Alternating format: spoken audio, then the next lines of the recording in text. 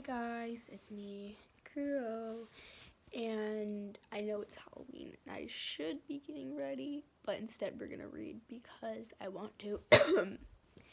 Yeah, today we're gonna be reading It's Gonna Be Okay, Daddy's Here, Chapter 2. It is called An Unexpected Visit. Okay, so there's some notes I put here. First of all, just wanting to put out there that I'm doing a UIL for my school and I had to describe things like a lot, so this will be graphic. Please keep that in mind. Anyways, love y'all. Okay, let's start with this story. I woke up in a white sterile room. My mom standing at the doorway crying. She's probably faking. So she doesn't get in trouble. Then I remember what had happened with Kachan. My heart started beating fast, making the monitor beat furiously. Kachan? Tears filled my eyes. Kotsky, you said you weren't gonna leave. The doctor left, and my mom came up to my bed, clutching her hands into a fist. She looked at me fiercely.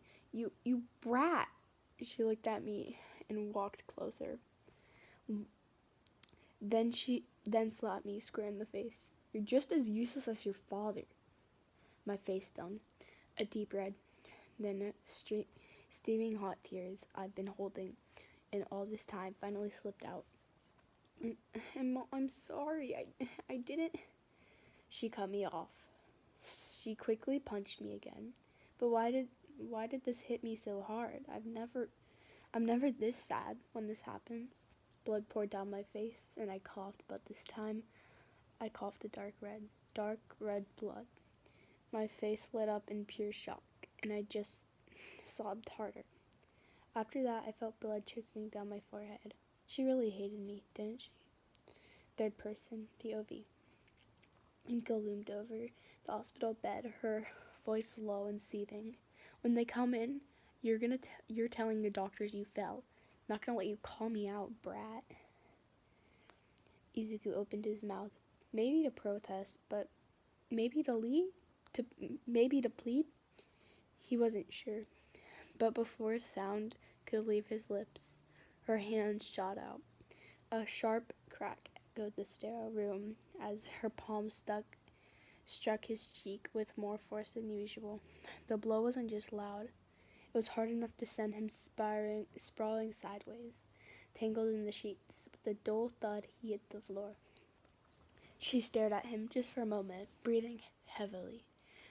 Before rushing over, not with concern, but with calculation, she straightened the blanket slightly around him just enough to make it look like he slipped on his own. With the footsteps of approaching nurses echoed down the hall, she leaned and hissed, "Remember what I said, you fell, Izuku. Keep your mouth shut, or next time it will be worse." Izuku's POV. The doctors walked in to see what was going on. Okay. Izuku's POV. The doctors walked in to see what was going on. I looked at them. My mom started fake crying, and they believed it. He was trying to reach for his phone on the nightstand and fell. Aizawa had something to discuss with me, so he's watching this go down with the nurses. I shook my head, but it was like no one really saw it. Shota, I can help him real quick, so if you don't mind, please come back in an hour. That would really help.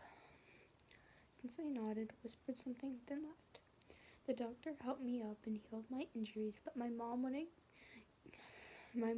give off her fit crying. "Thank you, sir. Will he be all right?" He nodded. "His full recovery should take about a year." She smiled as the doctor left, but then she turned around and looked at me. "I'm leaving. I'll pick you up and you can get your stuff, but then you're living in the streets. I'm tired of your crap." My eyes watered then. I soon started full-on sobbing. I watched her leave, and I was stuck here with my thoughts. I scanned the room trying to find anything just to get myself relief. Then I saw a razor. I eyed it. I took it off the nightstand and started rubbing it against my arm. It hurt so good. But then I heard footsteps, so I quickly flung the eraser across the room and then went into an almost sleeping position. Then as the door opened, I saw Sensei. "We have to talk." My chest tightened up, and I soon started started quickly panicking. You're not in trouble, kid. I intensed a little and nodded. Just need to talk about Katsuki with you.